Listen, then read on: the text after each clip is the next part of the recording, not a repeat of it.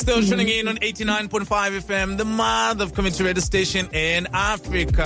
If you have just joined us now, already you missed out two interviews that we had, different organization giving back to the community, man. It's all about that community of Cape Town and obviously the continent of Africa. 061-862-1065. That's where you can text us. So now it's time for our third interview for the day. Today we are taking you to the heart of South Africa's garden route to meet the passionate father-daughter duo behind Kleinbergskloof Olive Estate with their award-winning extra virgin olive oil.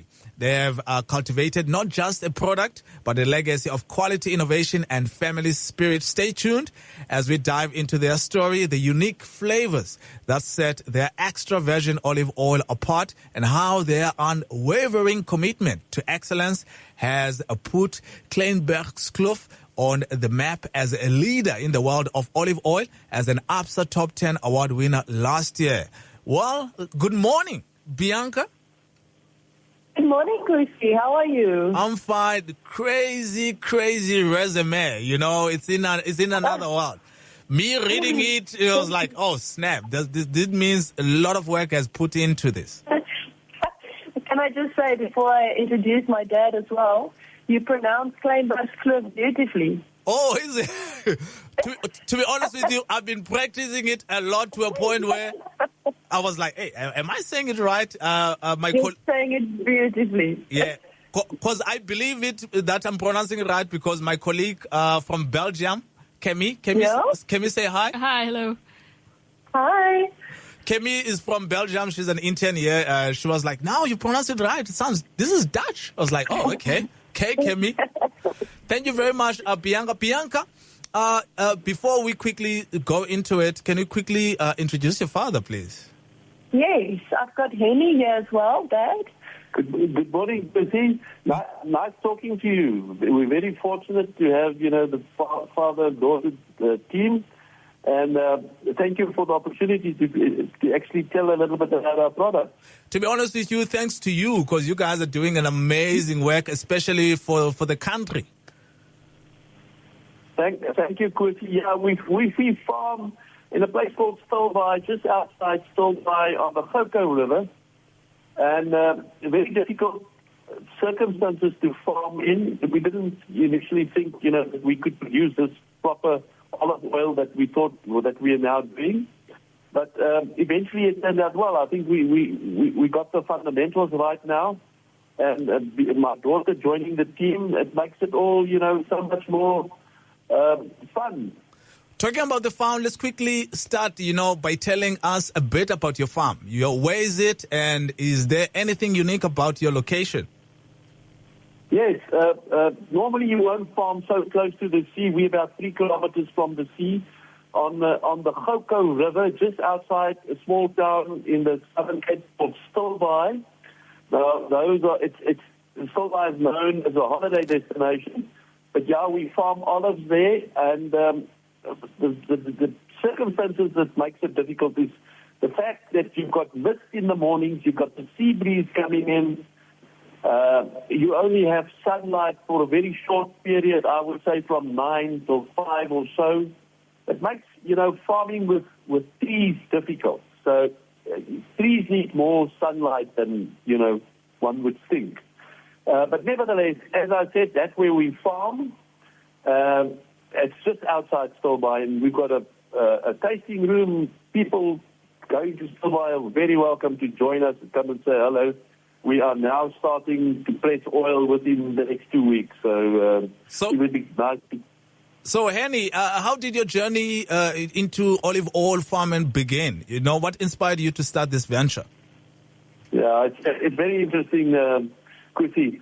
I grew up in a place called Bethlehem in the Free State, and my father was a magistrate, and he was friends with a local Greek guy on the corner shop, and he imported olive oil. So at a very young stage, my father introduced us to Greek salad and olive oil and olives.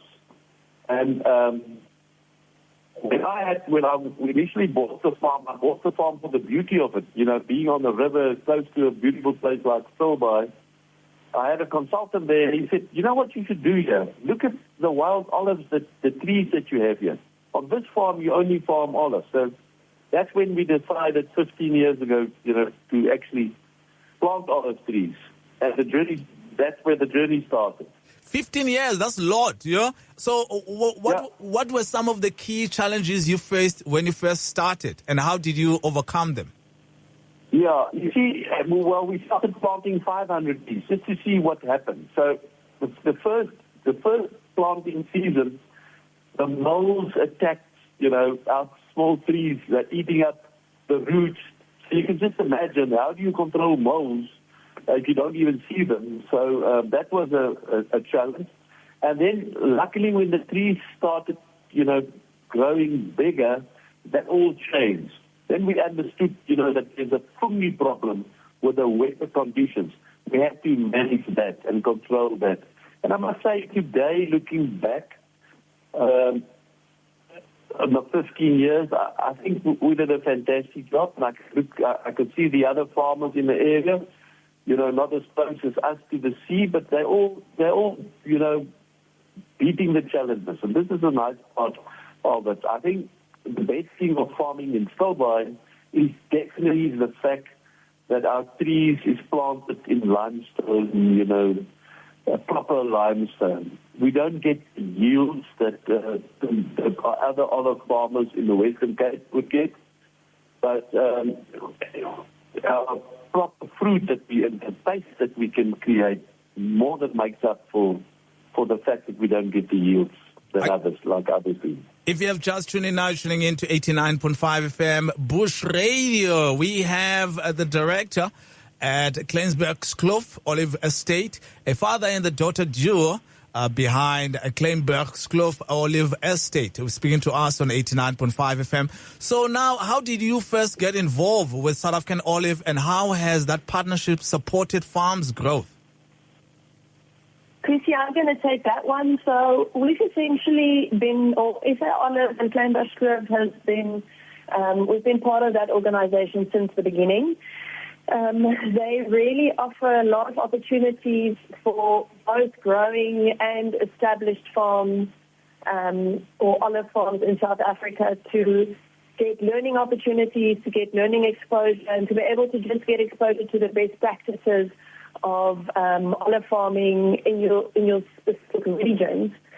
They also offer the SA Olive Awards once a year, which is what we've been participating in since our very first, my dad did that very first olive oil in 2013, which just gives you that recognition and feedback of whether you are doing the basics right. And then on top of that, they've got the CP seal. It's like a compliance seal that this organization monitors, which is a really important aspect. And this is actually where we always try and educate consumers in South Africa to look out for the seal, because they ensure that the quality of what is promised on the label is actually what is inside the bottle. And because we are so focused on quality on our farm, we love that there's a seal or an independent organization that can confirm that for us and for our consumers to say, this has been tested both in a laboratory and by tasters, and we confirm this is a great olive oil and you're getting what is promised. So we've been supporting SA Olive in the same way that they've been supporting us and other farmers in South Africa for a long time. And we think they're doing a great job, and it's definitely an organization worth looking out for since it's a growing industry. And they've really just been pushing best practices. Okay, Bianca, I have two questions for you because of time. So the first one is, what sets your extra virgin olive oil apart from others in the industry? As Absa says, your story matters. So do you have a particular story you'd like to share? And also the final question is, finally, what message would you like to share with consumers about the importance of supporting local South African olive farmers? Perfect. So I think the two questions I can actually answer in one. So the first thing is, our farm is, it's located in a small community. It's a family venture. So as we said, now we have a father and a daughter doing the tastings and the olive blending together. But with every step of the way, from the planting of the trees, management of the trees, picking, pressing the oil, filtering, blending, the entire process of creating an olive oil, us as the Volschenk family are involved. So we make sure that every step is actually executed to the highest standard, and that we get the best quality oil that we can out of the soil and then also into the bottle. But we also make use of the community or live alongside the community that we have in Stilbaai. So my dad and I spoke about it earlier. There's a specific lady called Poppy that she lives there still by her and her four daughters. And every single year during harvest time, the 5 of them come and they form the main part of our picking team, and they lead the picking for all of our trees.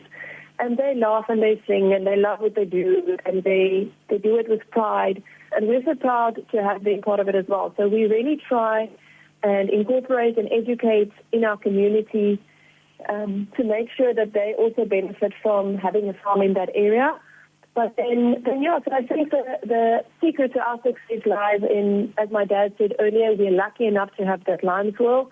So your base product is a really good quality, but then also having all these familiar people involved in every step makes it actually adds up to a really good quality oil in the end. Thank you very much, Bianca and Hennie. But before we let you go, though, any last words, especially for our listeners at Bush Radio 89.5 FM? Yes, I really want to press on the fact that South African olive oil or local olive oil is really some of the best olive oil that you will find internationally. So consumers can rest assured that if they do end up buying local, they're getting really, really good quality oil. And they're also then supporting a really small but growing community in terms of job creation and just lives depending on this. So I want to ask the community, make sure that when you're buying olive oil, you look for that CTC seal sitting on the olive oil bottles, promising that it's been tested and it's a good quality, and then they can also know that they really are getting a great product. And, local is lekker. Thank you very much, Bianca. Hennie, thank you very much for your presence also. Thank you, Kusi. All the best. Yeah. And we wish people like you guys who are doing amazing things, especially for the country and the continent, can continue blessing us with beautiful work that you guys are doing. Thank you so much. Thank you, Kusi. Still tuning in on 89.5 FM, speaking to farmers, man. As you know, that farming is important, and it's one of those industries that is needed in the country. It's time for our fourth interview for the day, just after this. Hallo, ek is Premier Alan Windy. En ek is Minister Anne